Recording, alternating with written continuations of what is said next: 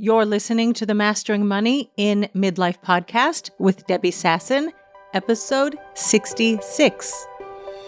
Welcome to Mastering Money in Midlife, a podcast for midlife women in business to overcome financial anxiety and make more money without burning out or sacrificing their families. Join certified life and money coach Debbie Sasson as she shares practical business strategies and mindset shifts that help you dissolve the money blocks that keep you stuck in a cycle of under-earning and under-saving, sabotage the growth of your business, and prevent you from building the wealth that you desire. Hello, my friends, and welcome back to the podcast. Today, we are going to talk about why you are not taking action. But before we dive into today's topic, I want to let you know that the week of March 13th, we will be doing Money School 2.0. If you were with me in November, I had a 4-day training where we came together and learned all the things about money and business that you never learned in high school or college, because money is the last taboo. Most of our parents didn't talk about it or teach us. They certainly didn't teach us how to be entrepreneurs, as female entrepreneurs in particular, and how to show up, ask for a lot of money, and feel good and solid and certain in your body and in your nervous system. So many of our parents, and again, this is no fault of their own, they just weren't taught about money either, because money has been a taboo topic since forever. And they didn't teach us how to open up ourselves to receiving, having more, holding on to money, creating savings accounts and investment accounts, and building long-term wealth. So we're going to dive into all things money in Money School. That's going to be the week of March 13th. And if you want to be on the list and be one of the first to know, make sure that you get on my mailing list, debbiesasson.com/newsletter, because it has been a valuable training, version 1.0, and we're going to improve it and tweak it, and there's going to be even more value at Money School 2.0. I look forward to seeing you the week of March 13th. Now, let us dive into today's topic, why you're not taking action. And I have seen this come up recently in calls with my students in my Wired for Wealth group coaching program. And I think a little bit we might be able to say it's due to the weather. It is freaking cold here in Israel today. There's a storm. They even gave the storm a name. It's something that's sort of new to the Middle East, but now we have Storm Barbara that is visiting us and pouring tons and tons and tons of water. Thank God, because we really needed it. Our country was very dry this winter, and it's cold and stormy, and we were just battening down the hatches and staying inside our homes. So the winter is a time when it's less sunny, and people do have a tendency to get more depressed or just have lower energy. I know I for sure do. And that's why I make sure to get out 3 times a week and go to my personal trainer to make sure that I'm moving my body, because otherwise I would just be like a couch potato, just sitting inside my house next to the heater all winter long. Got to move my body. And so really that's the first thing that I want to offer you is, are you getting enough physical exercise? Are you eating healthfully? It's also something that happens in the winter when we're not moving as much, is that people tend to overeat, eat more carbs, not nourish themselves as well. It's so much easier in the summer when we have those delicious summer fruits. And in Israel, we pretty much go by the seasons. We do have some out-of-season fruits available and vegetables available, but our selections are pretty much going with the seasons. And there's a lot of citrus fruits, which is lovely, but the delicious variety of nectarines and peaches and all those juicy fruits that come onto the scene in the spring, the summer, they're just not available. And so it might be a little bit harder for you to nourish your body. So I'm just going to throw that out there. I am not a health coach or a wellness coach, but I know that it affects me. And if it affects me, I'm sure there are other people who are affected by the weather and what they're eating, and also sleeping. Make sure that you're getting enough sleep, and you might need more sleep in the winter because it's darker for more hours of the day. And so make sure that you're taking care of the physical needs of your body. That's number one. The second reason why you might not be taking any action is that you're just overwhelmed. And overwhelm is a very broad brushstroke term for lots of things going on in your life, lots of things going on in your business, and you just don't know where to go first. I'm going to refer you to last week's podcast, episode 65, where I spoke about how to be more productive in your business. And I spoke about the concept of doing an attention audit. And I certainly know that as a mother of a large family who is also growing a big business, there are a lot of plates spinning in my life and my business. And so when I do a brain dump and I look at all of the things going on, then I'm able to sift through all of the, I'm going to call it overwhelm for lack of a better word, or I can just call it all the stuff if I want to be less eloquent. And I can sort out the things that need to be on my to-do list for my life and the things that need to be on my to-do list for my business. And I can make sure to schedule them into my calendar accordingly. And some things I don't even really need to do. So we're just going to delete those and we're going to put some things off until next month or until the spring or the summer because it's not necessary for me to do them today. And then I just need to focus on the few things that do require my attention or those which I want to give my attention to right now. And so now that you know what you want to focus on and you are still not taking action, let's talk about why that is not happening. The first reason why is maybe you just don't know how. Or alternatively, you are telling yourself that you don't know how. Let's say that you want to post on social media in order to let people know that you are a business coach like me, or maybe you're a health coach, or maybe you're a parenting coach, or maybe you do copywriting. And you're telling yourself this story that you don't know how.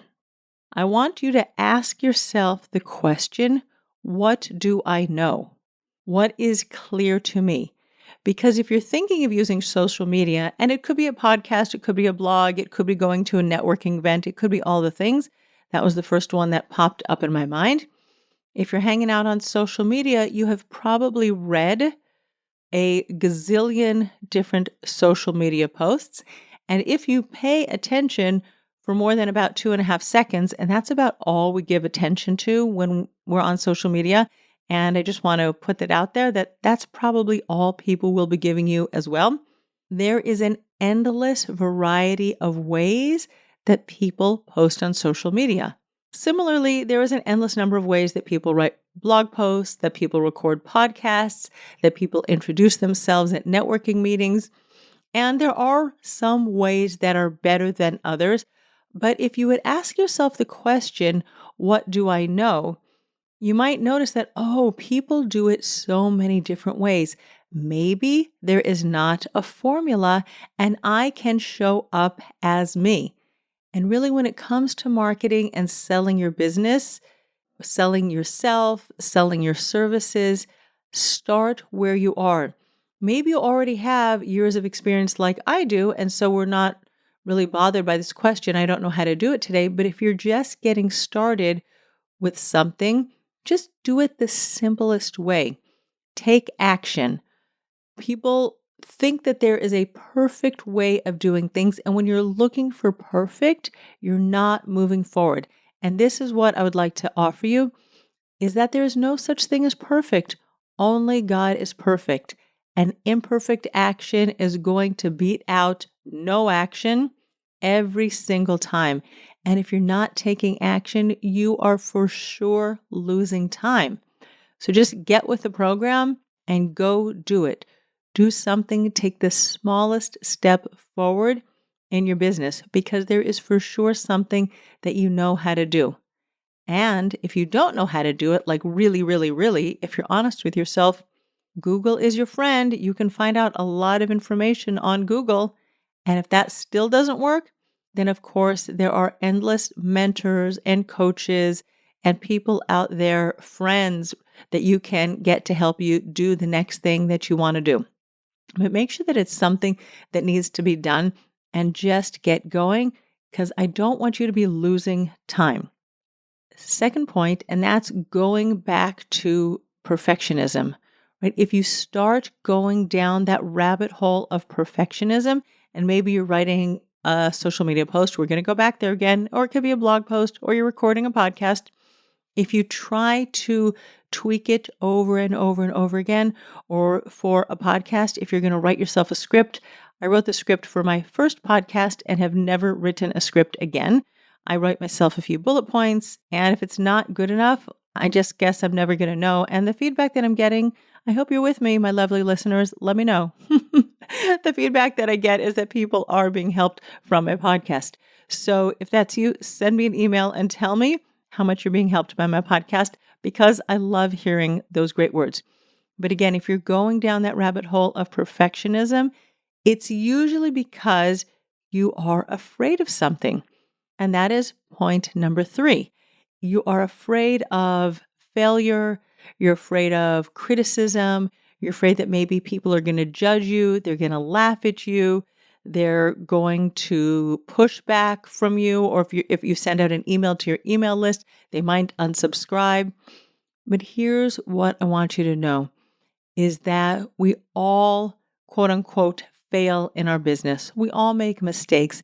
And every opportunity that you take a step forward is an opportunity that you are either winning or you're learning. Failure is really a concept that doesn't exist. It just means that this little teeny tiny thing that I did today in my money, it just didn't work as well as it could have. I'm going to learn from the experience, and then I'm going to change up my process, or I'm going to tweak it going forward. When it comes to those heavy negative emotions like fear of judgment or criticism or rejection, what I offer you to do is really drop into your body and notice how those feelings feel inside of you. Notice the emotions that are vibrating in your nervous system. Is it like a stuck thing in your stomach, the pit of your stomach? Do you feel some clenching in your throat? Or maybe you feel some like frenetic energy, like your body is like electric or kind of like zitzing or on fire, something like that. Notice that whatever feeling you're feeling or that you're afraid of feeling, it's only sensations in your body. And if you really pay attention to them, you just go to sort of sit with them and notice what's happening. You will also notice that within probably a minute, maybe 5 minutes at the very, very longest amount of time, but I don't even think it takes that much time. Whatever emotions you are afraid of experiencing, and then you're resisting them and pushing them away, when you actually give them some of your attention, they release, they move through you. That's how you process your emotions. I want you to think about one of your children who's just like begging for your attention. Mommy, mommy, mommy, and like jumping up and down and maybe pulling on you or like tapping you on the shoulder or something like that. That child is not going to go away until you give the child some attention. So give yourself a hug and some compassion. There's something inside of you that is asking for your attention. And just like when you pay attention to your child and you give them a hug and you give them a kiss and you listen to what they have to say, and they probably won't hang around for more than 10 or 15 minutes if you're actually super present with them and give them your attention. Similarly, when you drop into your own body and you give yourself attention, you can even ask your emotions, what are you trying to tell me? There might be a message there that they are scared of rejection, or they're remembering something that happened when you were in high school and the girls in your class made fun of you, or you were the one who was chosen last for the sports teams. That was me. I was always chosen last for the sports team. And you know what? It doesn't feel good. It feels really, really uncomfortable, and it feels like not being good enough. And the fear of rejection does come up. And you know what? We've all grown so much since then. And I invite you to just like give yourself like a hug, put your hands on a heart, and just let yourself know that you are there for you and you're creating a safe space. Number 4, this is the last point and why you're not taking action. And this is just general resistance. And some people might call it stuck. And if we dig a little deeper, we're going to end up back at the emotions that I talked about in point number 3. It's the fear of rejection, criticism, judgment, or maybe betrayal, fear of failure. But just like your kids, I'm going to go back to that metaphor because as a mom of 8, I love metaphors that involve children. Think of your child that you have told your child once, twice, 3 times, maybe 10 times. I hope it doesn't get to that. Go to bed. That child is going to resist. Most kids, especially after a certain age, they don't go to sleep with a little bit of fight. Ask me how I know. And you know what? We don't let our children's resistance stop us from sending them to bed because they need their sleep. They don't know it. And yes, we might have to sit with them and sing them songs and read them bedtime stories. It might take a half an hour or 45 minutes. And I'm the mom that used to fall asleep in the bed next to them. Sometimes they would fall asleep too. Sometimes they would go to daddy and tell daddy that mommy fell asleep in bed next to them. Nevertheless, we did not let our kids' resistance stop us from putting them to bed because they need sleep. And what I want to offer you is that you don't let your resistance to taking the next step in your business stop you. Invite your resistance to come along with you because just like sleep is good for children, taking the next step in your business is good for you. And even more than that, it is good for the people that you are here to serve. Your people are waiting for you to show up. They want you to serve them. They want to pay you money. God has organized that you should be serving these people. And you've heard me say it before, my people are divinely contracted to work with me. When I remember that there is the one above who is organizing who works with whom, I'm going to make sure that I step up and get out there and record my podcasts, share my blogs, share my social media posts, share my training on Money School 2.0 that is coming in the middle of March because I have a job to do in the world, and that is to show up and serve my people. And I want you to remember just the same that you have a job to do, and that is to show up and serve your people. So invite the resistance to come along with you because you have bigger things to do in the world. And that's how you can ask for more money, make a bigger impact in the world. You'll be able to share more money and pay it forward and build long-term wealth for you and your family. All right, my friends, that is what I have for you today. Go out there and take action. Love you and see you next week. Bye. Thanks for listening to Mastering Money in Midlife. If you want more information on Debbie Sasson or the resources from the podcast, visit masteringmoneyinmidlife.com.